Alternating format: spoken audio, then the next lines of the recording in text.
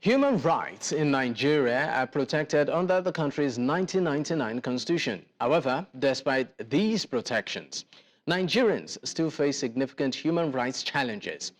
The National Human Rights Commission is the primary institution responsible for promoting and protecting human rights in the country. The NHRC has the power to investigate human rights complaints, monitor human rights situations, and also provide recommendations to the government. Some of the key human rights issues in the country include abuse by Boko Haram, for instance. The terrorist group has been responsible for numerous human rights abuses, including killings, abductions, and destruction of property. There's also killings by government forces. There have been reports of extrajudicial killings and other human rights abuses by government security forces. And then there's lack of social equality, where Nigeria still struggles with significant social and economic inequalities, particularly in areas such as education and healthcare. Restriction on the freedom of speech and assembly.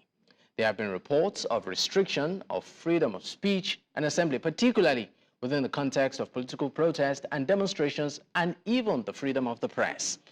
According to article19.org, the key findings of the 51 crimes against, in total, 60 journalists documented from January to October 2020 includes, now, 3 journalists were killed, 1 by security forces during a protest in Abuja, and 2 by unknown persons in Adamawa and Nasarawa State. There's also 34 journalists who were victims of assault, including 2 female journalists. These assaults took place across the country, including in Lagos, Ondo, Osun, Abia, Anambra, Bauchi, Edo, and Rivers State, and also the Federal Capital Territory.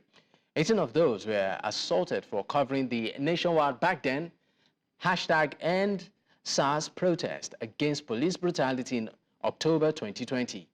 In 10 cases, a member of the National Police Force was the perpetrator. Now, 12 journalists have also been arrested. Half of them were released a few days, but 6 were charged in court, mostly under Terrorism and Cybercrime Act. 3 journalists were denied access to perform their work, and 3 media outlets were attacked. 4 media outlets were fined for their coverage. Now, this list actually goes on. This puts a huge question mark on human rights compliance and the freedom of the media in the nation. Now, joining me on the program this evening to discuss this is Melody Akinjiyan. She's a Press Freedom Officer at the International Press Center. She joins virtually from Lagos. I also have Kolawole Oluwadare, is the Deputy Director for SERAP, and he joins virtually from Abuja. Thank you for your time on the program this evening. Thank you. All right. Let me start. Great. Let me start with Melody. So far, looking at, I gave a bit of background as regards human rights violations and even press freedom in the country. What is your take? How would you rate it? It's really unfortunate that the media continues to face continuous countless attacks on a daily basis, and it's alarming. You mentioned a few cases, but those are just a few of so many numerous attacks on journalists that have taken place in the course of the year. And I must say that it's a call for concern that the media continues to, we continue to face forms of attacks on a regular basis, even despite carrying out, especially in the course of carrying out our responsibilities. It's really unfortunate, I must say. All right, let me also bring in, Kolawole into the conversation. Kolawole, I know that your group has been at the forefront of holding government to account on various levels. Looking at human rights compliance so far, as a nation, is Nigeria getting there? Well, thank you very much. No, and the answer is a short and simple no. Nigeria is not yet there, and we are not making progress in terms of compliance with human rights. there are aspects where you might say Nigeria is progressive, and that is the existence of a legal framework. But that is not new. That has been there for a while, including the frameworks in the 1999 Constitution. But as to the implementation and effectiveness of the use of these legal frameworks, the answer is a short no. The Nigerian government has spoken a lot about human rights, but done so little to promote human rights. Conversely, the actions of the Nigerian government is to infringe on the human rights of Nigerians, and various actions speak to the fact. Right from the office of the president to even non-state actors who have also copied what has been happening with public officers, used the various tools and mechanisms, including sometimes even instrumentality of the law with frivolous charges under some of these obnoxious laws to clamp down on the rights of Nigerians, particularly freedom of expression. Now, talking about freedom of expression, let me come back to you, Melody, on this one. Is there a limit, a restriction of some sort to this expression? I mean, sometimes they'll say in street palace that, yes, there's freedom of expression, but freedom after expression might not be guaranteed. So my question to you is, as much as we know that in a democratic system, you have a right to express yourself, are there limits to this? Like we all know, the media has laws, has regulations guiding the profession.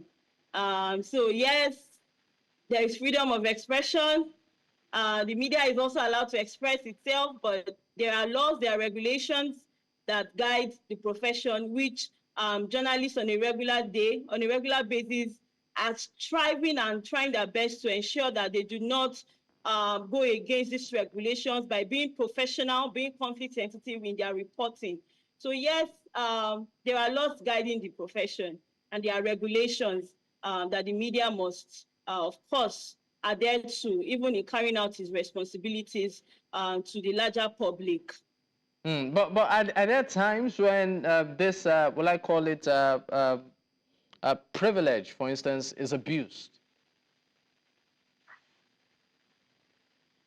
Sorry, can you come again? I didn't. Are there instances where this, will I call it, fundamental right, this privilege is abused? Okay, you mean by the media? Yes. No, the media does not abuse the privilege, to the best of my knowledge. What I would say is that the media itself, it's a victim of human rights violation.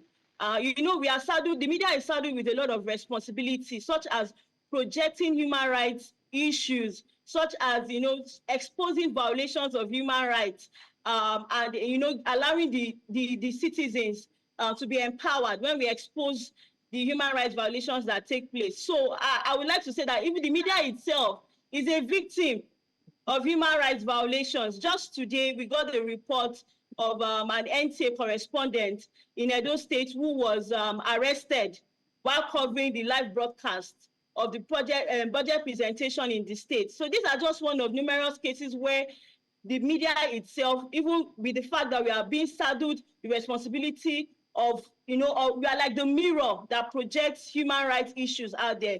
But yeah, the media itself is a victim of human rights violation.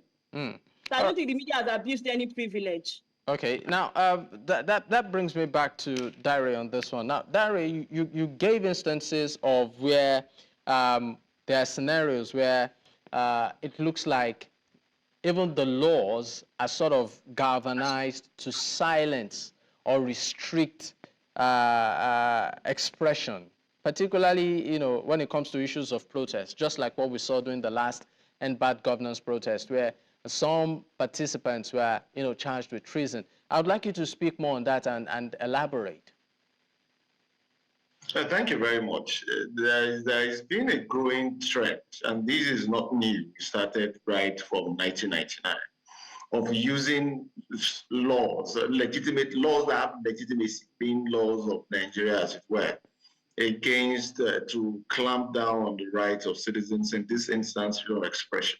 A very good example is that of treason. Sometimes they use money laundering acts against those who appear to have been critical of government.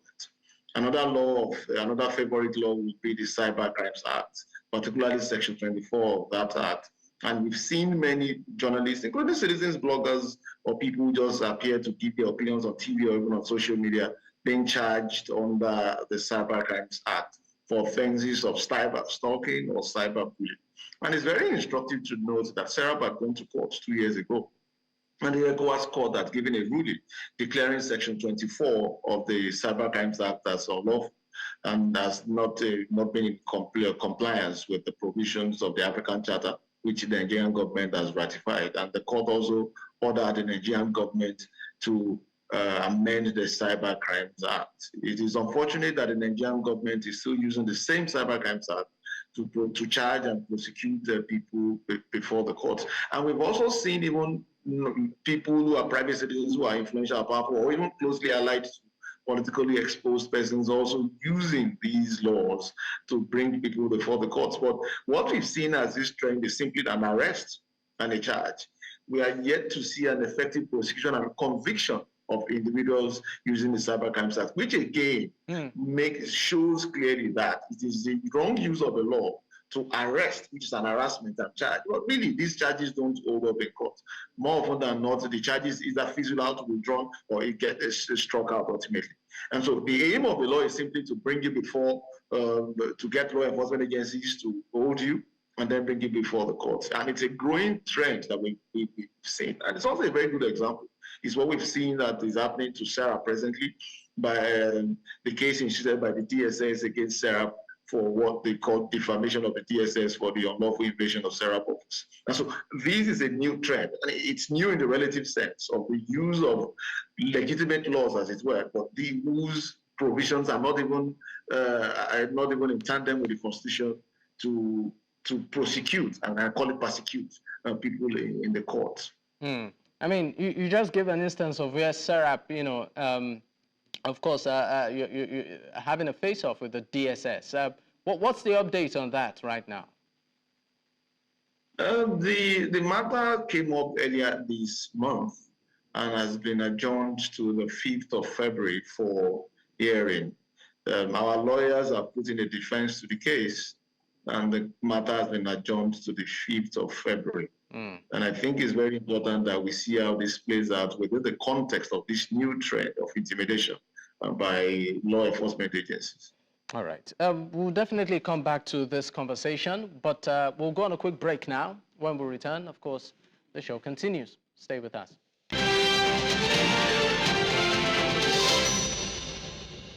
Many thanks for staying with us. This, of course, is still Politics HQ on News Central Television, and of course, we are discussing human rights compliance within the country and also the freedom of the press or the media. I still have my guest with me, Melody Akinjiyan. She's a press freedom officer with the International Press Center, Lagos. And also I have Oluwadare of SERAP, who of course are both joining me virtually on the program. Thank you for staying with me. Now, let's get into one, what I call it, a prevailing issue right now that, is awash, not just, conventional media, but even the social media. And that is the arrest and detention of Dele Farotimi versus the, legal icon, Afe Babalola. I would come to you, Oluwadare, on this one. Kolawole on this one. What is your take? What's your stand as SERAP? We've put out a public statement in this regard, jointly with the Nigerian Guild of Editors, calling on the Nigerian government to demonstrate leadership in the actions that they've taken before now and even in compliance with the laws to ensure that these kinds of things do not happen. And this again speaks to the trend that I've been speaking about. Before now, it used to be public officers using the instrument of the law and law enforcement agencies to bring people before the courts in what I've seen as more persecution than prosecution. But now we've seen that of private citizens who appear to be influential doing the same. And the growing trend, if it's not stopped, will get worse. So what we've seen that is despicable in this particular action is the way the police have gone about these arrests and bringing Mr. Farotimi before the courts. And for those who also instituted this process to bring him before the courts. When there are civil remedies that could be followed through, really it cannot be said to be in the interest of the rule of law. Ultimately, the effect of this kind of action, the arrest and the charge of Mr. Faroti, will have a chilling effect on human rights, particularly freedom of expression. And that is why actions like these, no matter how remote to the real issues, no matter how they appear, they have that ultimate effect of silencing people and people not being able to express themselves. If these can be done by a private individual, you can imagine the effect that would have on people who would have had the intention to hold government to account. This sends a clear message to people that you cannot speak out against government, you cannot hold government to account, either on social media or any of the traditional. But let's look at the charge. Let's look at the charge, against Mr. Dele Farotimi, which is defamation, and what we are seeing play out, defamation, and then we are seeing a bill of 50 million, with some conditionalities, which of course at the end of the day, will still deny that bill is not out of prison yet. And then one would look at it and say, is this fair? This again calls into question the role of the judiciary in enforcing, protecting, and promoting human rights. Let us say there has been a wrong in those that instigated the arrest of Mr. Faroti. And there's clearly a wrong in the way the police have arrested and brought him before the court. What is expected is for the court to be impartial and not only to do justice, but to be seen to do justice. Bail, of course, is a right. Bail is not a gift by the court to an individual. It is a right. And what is the offense? It is a bailable offense. It is not even under the state laws what you consider to be a serious offense. It is not a felony. It's more or less a misdemeanor. So bail could have been granted in more liberal terms, even on self-confidence, given the stature of Mr. Faroti. And that is why it's very important that the judiciary acts in a way that makes the people see the judiciary as being independent. So at this stage, the culpability of Mr. Faroti is not what is being discussed or what is being looked at. It is the bail application, which again could have been done in a way granted by the courts to have seen that the court is impartial. Actions like this seem to suggest to people that the judiciary is not impartial. And that is why everyone is keenly watching these things as they unfold to see how the judiciary will play. We've seen what the applicant has done, Mr. Balola. We've seen what the police has done. The ball is now in the court of the judiciary, so to speak, to see how the courts will do justice in this regard. All right, let me take Melody's stand on this. You, of course, are a press freedom officer. The case at hand here has to do with defamation.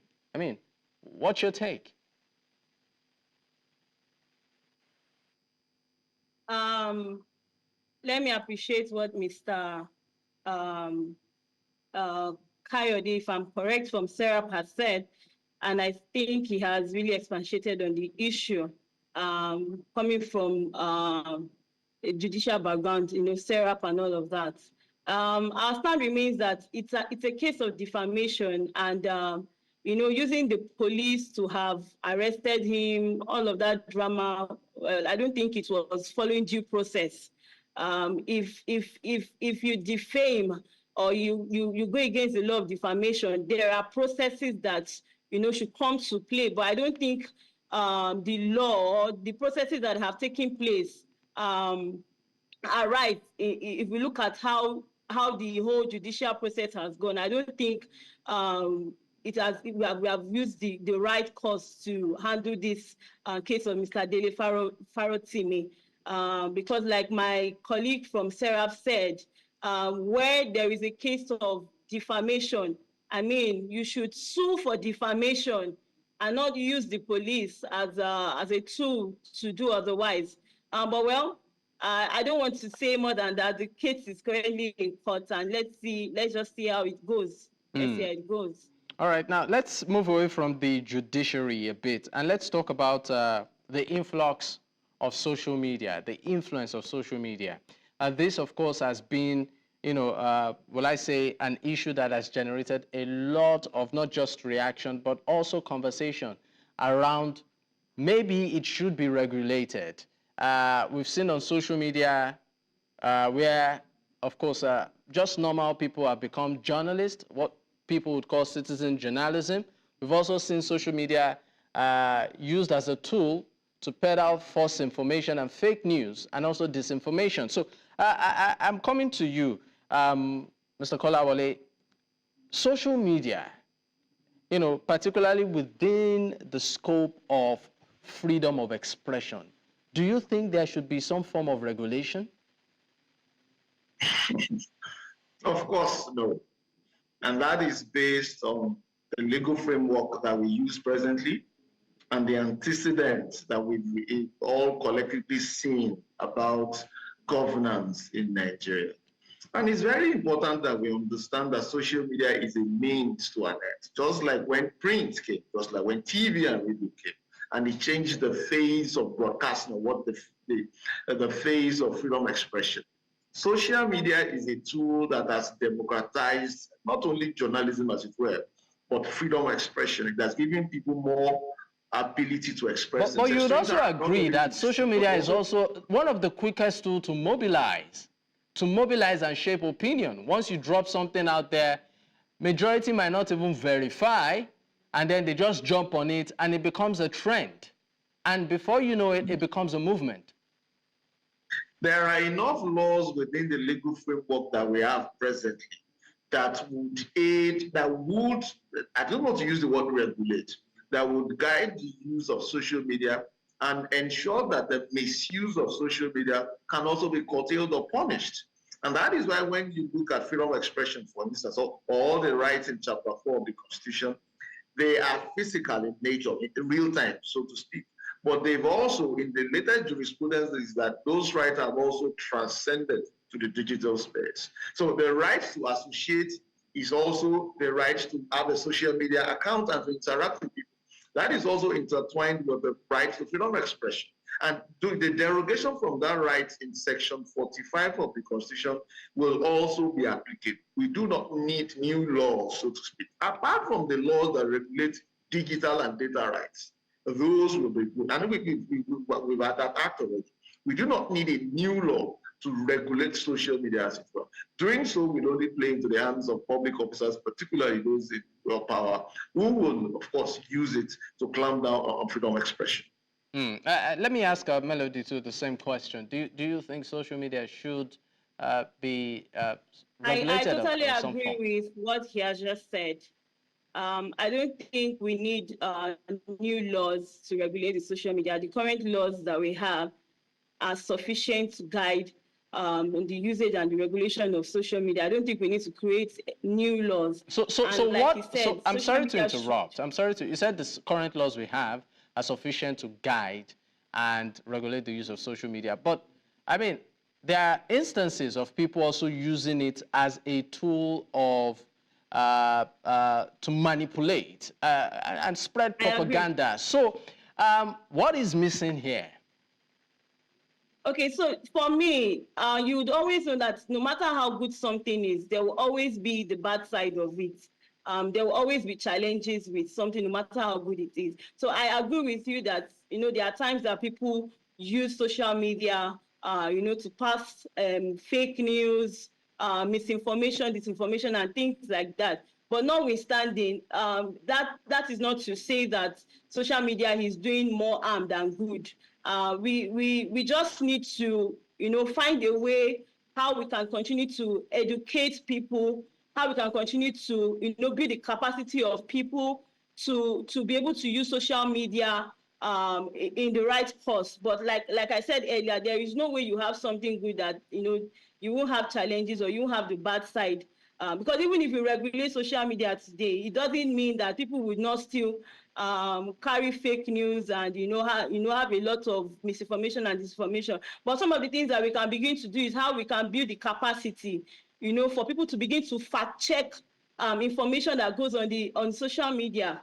How people can begin to, when they see posts and videos, how we can bring about AI tools that people can use to fact check some of this information that are out there. So at the end of the day, the citizens themselves who visit social media can know when they see, okay, this story is fake, this video is fake. I think this is what we should be looking at doing currently. I mean, talking about AI tools, that of course is bringing a new dimension to the use of social media. And I'm coming to you on this one, Kolawole. There are some really powerful AI tools that, I mean, they are so good, especially when it comes to creating graphics and manipulating, will I call it mouth movement, facial expression. They can sort of mirror actual persons to make it look like, you know, this person said this, whereas it doesn't exist. So that still brings me to the question of regulation. Don't you think this thing is necessary in a way? So the question is, what do we intend to regulate? Is it the way people would use social media as a platform, or the kind of content they create, or the kind of information they want to pass across? And in answering this question, we must not forget the antecedent. Our antecedent and in the practice of democracy, particularly since 1999. And like I've said earlier, there are laws that can't take care of these already. For instance, the misuse of AI to create fake images can be prosecuted under the criminal code laws of both the North and South and the penal code in the North. If you use social media to pass across what is false, either as defamation, you would be able to answer to that in a civil suit for defamation. And that is why I'm saying that the laws that we have presently, jurisprudence have also stated that those laws would apply in the digital space. And that is why social media does not need to be regulated as it were.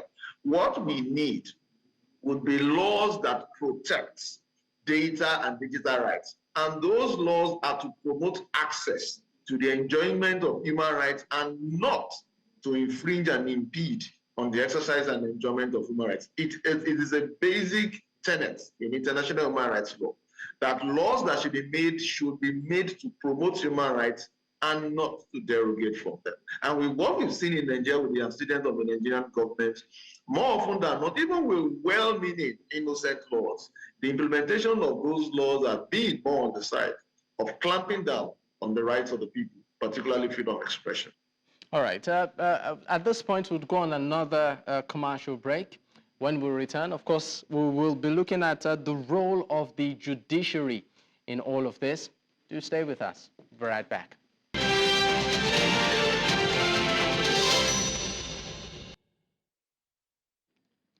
Many thanks for staying with us. This is still Politics HQ on News Central Television. And of course, we are looking at human rights compliance in Nigeria and also the freedom of the press in the country. I still have my guest with me, Melody Akinjiyan. She's a press freedom officer of the International Press Center. And I also have Kolawole Oluwadare, a deputy director of SERAP. Both are joining me virtually. Thank you for staying with me. Now, let's look at the judiciary, because I know that that arm of government has come under serious scrutiny lately, particularly with what happened in Abuja, where the FCT minister did, of course, give landed properties to some judges, and there have been some sort of review as regards their remuneration. While some will say, you know what, it's to enable them to stay focused on their job, some others are saying no, that would in a way impede their sense of judgment. I would come to you, Kolawole. What do you make of the judiciary now? Now that we even have a new CJN, are we looking at a more accountable judiciary, or are we headed somewhere or going backwards? I think the status or the outlook of the judiciary can be answered and spoken to by those who would represent judiciary, in this instance, the bench.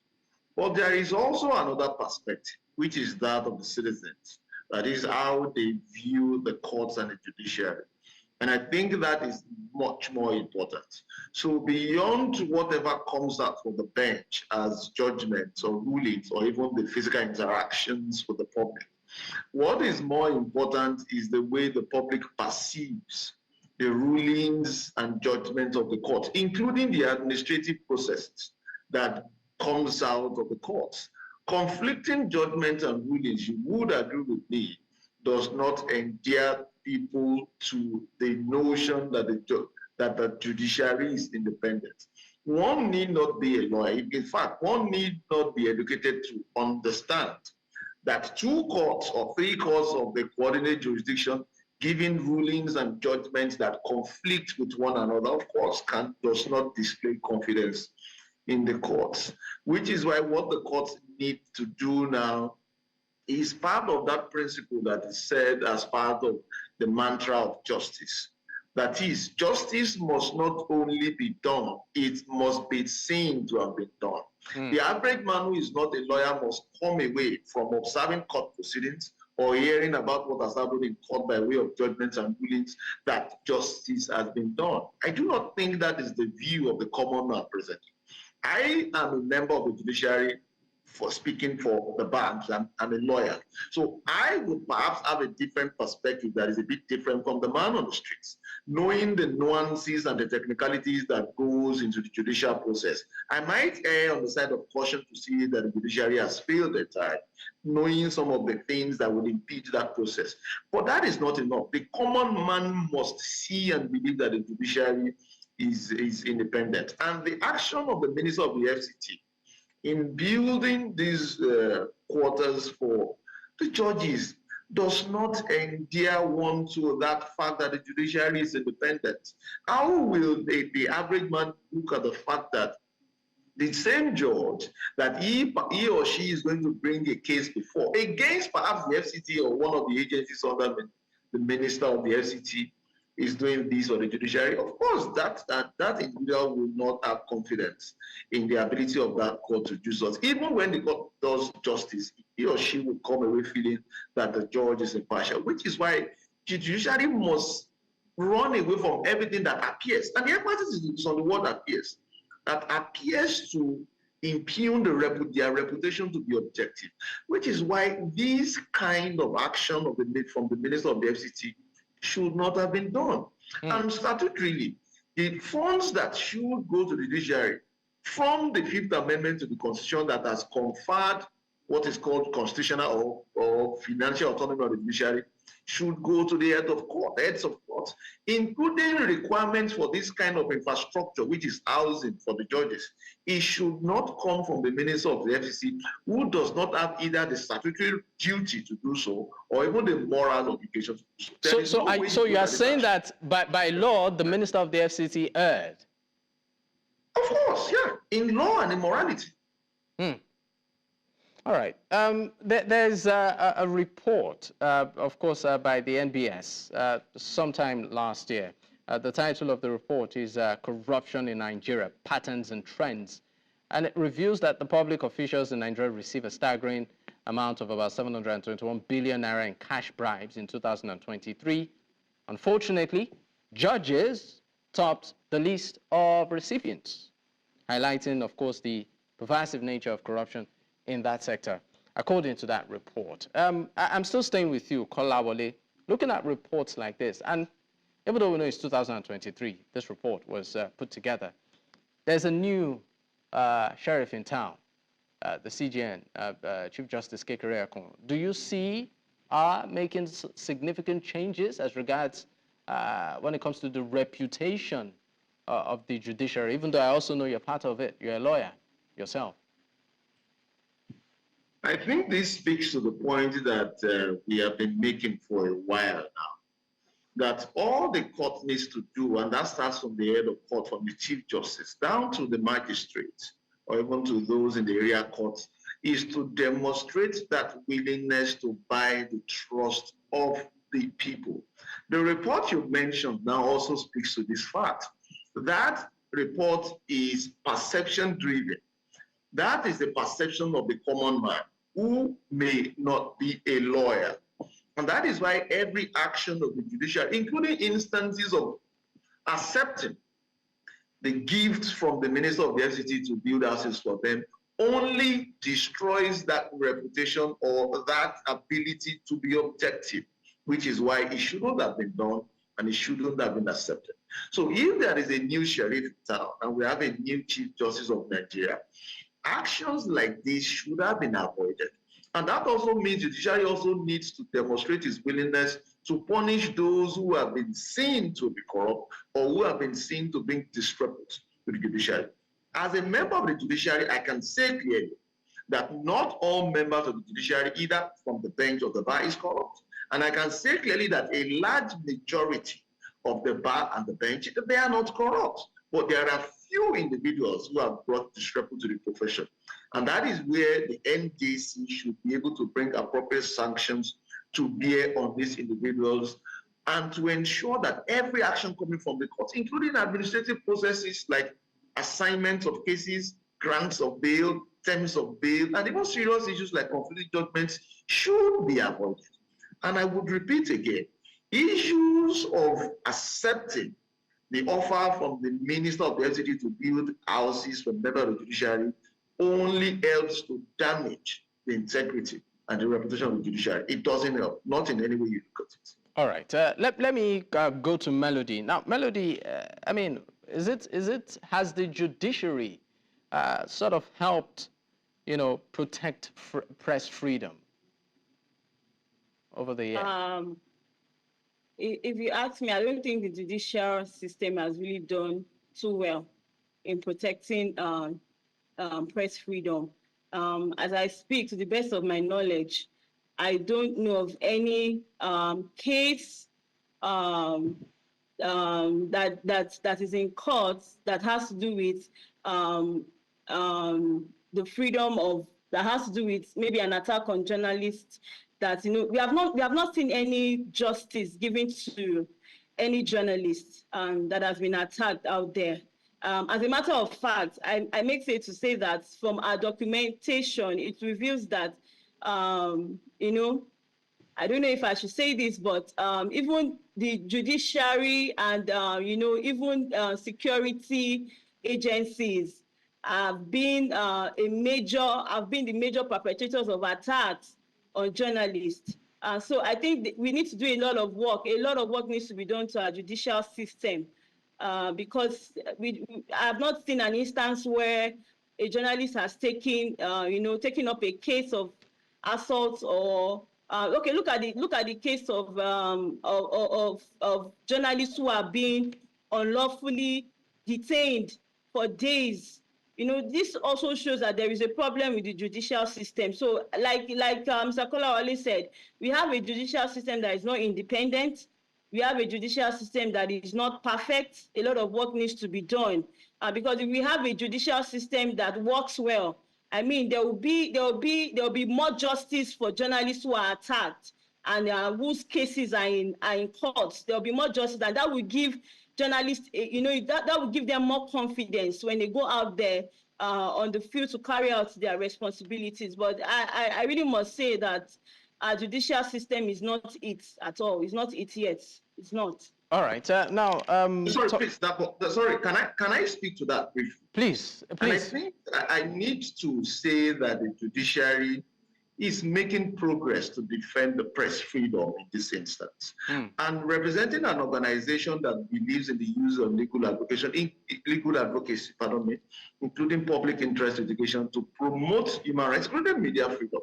We have judgments that the courts have given that support and promote media freedom, that the executive have refused to obey. Just this year, June this year, a case brought by SERAP and CJID, Honorable Justice Nicholas Owebo of the Federal Court of Lagos, gave a judgment overruling the powers of the Nigerian Broadcasting Commission to issue fines against TV stations for whatever the agency perceives as wrong broadcasting, which again stemmed from the broadcast of that documentary on the banditry. It was aired by MultiChoice and Trust TV, if I remember correctly.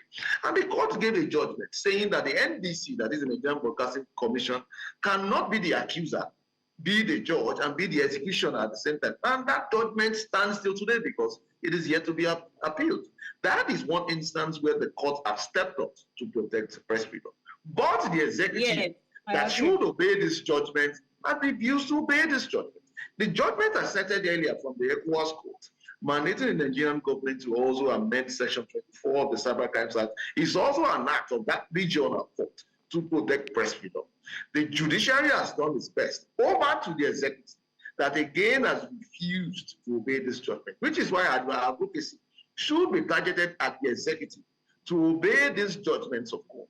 Whereas we are addressing issues of the judiciary, but the judiciary has done, it is doing its fair share. It is the executive that has remained the major perpetrator of the violence against press freedom in Nigeria. All right. Yes, I agree with Mr. Kolawole. I actually forgot that major milestone. Okay. But I was speaking in terms of cases of attacks on journalists themselves. But that's actually a major milestone for us. Okay. All right. We'll go on another break. When we return, we'll just briefly touch on the role of security agencies. Why is it that in spite of the multiple cases of abuses leveled against them, we still see more cases happen afterwards? This and more is what we will discuss once we return. Stay with us.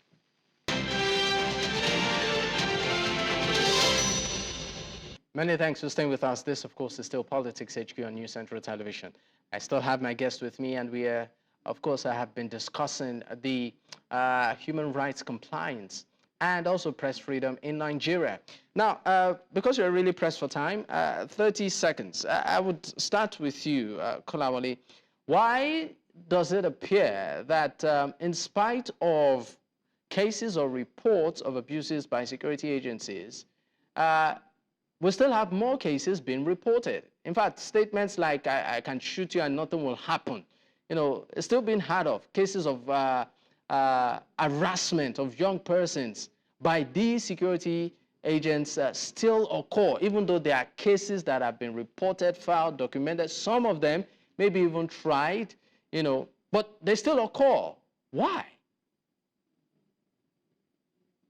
The lack of the punitive measures against the perpetrators. That is the simple answer. The cause, perhaps, would be the absence of political will from public institutions, including the office of the president, to ensure that those who have been seen to misuse their authority as law enforcement agencies are brought to book. Because more often than not, it is public officers, whether elected or appointed, that use members of the security agencies against the members of the public. That is the simple answer. How about you, Melody? Our documentation year in, year out shows that the major perpetrators of attacks on journalists are security agencies, ranging from the police, DSS, the army. If you look at the NBAD governors' protest that took place in the course of the year, majority of the cases of assaults on journalists were perpetrated by security agencies. And this calls for need for more capacity building for security officials who are deployed, especially to the field, the ones who are really interfacing with citizens and with journalists. There is need to build their capacity more. All right. Thank you so much. I understand that we really need to go down. Melody Akinjiyan, Press Freedom Officer of the International Press Center, and also Kolawole Oluwadare, the Deputy Director for SERAP. Once again, I'd like to say a big thank you. Thank you. Thank you very much. All right. And this, of course, is where we drop the curtains on today's episode. In case you missed out, you can actually catch up on our YouTube platform. That's at News Central TV. You can also follow us across social media with the same name. You can choose to follow me personally also at Dakpo, at Digboye. Until I come your way again, good night.